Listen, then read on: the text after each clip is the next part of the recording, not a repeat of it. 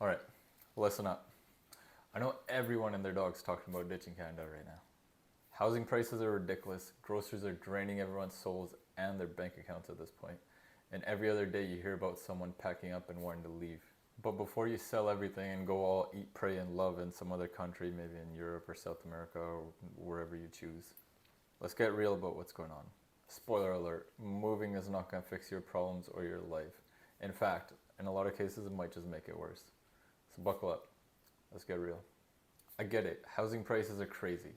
You're living in Vancouver or Toronto and you're thinking, I'm paying $2 million for a shack that needs a new roof and comes with a raccoon as a roommate. But let me break it to you. The housing crisis is not uniquely a Canadian problem. It's a dumpster fire worldwide.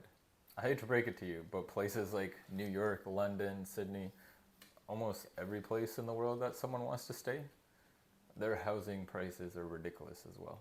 So unless your grand plan is to move into a shack in the middle of nowhere, chances are you're going to run into the same problem. You're not fixing these issues. You're not running away from high prices if you're moving to a desirable area. You are honestly just relocating your frustration. Okay, so maybe you're thinking, what about the cost of living? It's got to be cheaper somewhere else. Like, come on. You're wrong. Inflation is a global problem. It's affecting every single corner of the world. Every single corner. Your gas, your food, your rent. I don't care. Even your Spotify subscription. It's all going up. That's what printing does. Printing money. You might just save a few bucks on rent. But good luck when the grocery store charges you double for your eggs. Unless you're planning on living off ramen noodles in the jungle, there is literally no magic place in this world that inflation does not exist. Maybe Japan. But who knows if Japan's going to exist in a few years. Their population is aging. Let me hit you with a dose of reality. While you're so ready to ghost Canada, let's not forget what you're giving up. Things suck sometimes. But we got universal health care. I mean, yeah, you might not make it to your doctor's appointment because of how long it takes, but it's subsidized. We also got subsidized higher education. We got one of the most beautiful landscapes in the world. We got one of the safest countries in the world as well. And not to mention, we are ranked number 3 only behind Sweden and Denmark in quality of life. It's a great place to live. You just gotta make it one. Look, if you're really thinking about moving, be my guest. You might just end up making things a lot harder on yourself. Between the culture shock and the whole immigration process, and no, not everyone in the world speaks English, things could get messy. Let alone leaving the places you know behind. Your friends and family, and the job opportunities that you have here, you're only making them international. Congrats. So what's the alternative? Instead of running, maybe we should fix what's broken. Canada's not perfect. That means we have room for change. Pushing for better housing policies, smarter investments, or creating opportunities in emerging markets. The solution's staying and fixing, not running away.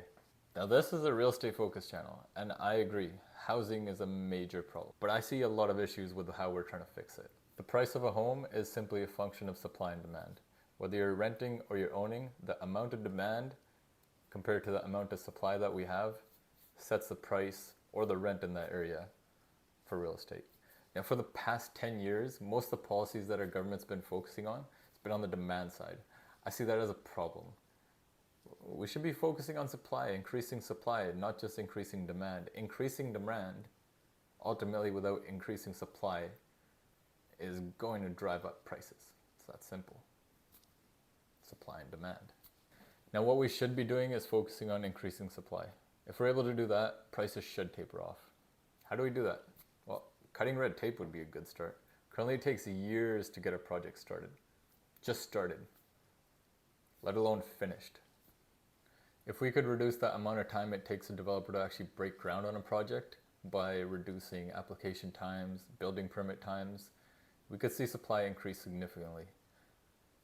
At the same time, we actually might even see prices decrease or at least taper off a bit because the developer is saving holding costs and hopefully they're passing those holding costs that they saved on down to their final users. Bottom line is, moving somewhere else isn't going to fix your problems magically.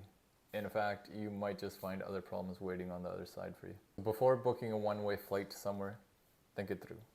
Instead, maybe we could fix the problems that we have at home. maybe, just maybe, put the guitar down for a weekend. Produce something of value. Not much real estate in this one, but thanks for watching. Like, comment, subscribe, do your thing. Let's talk about it.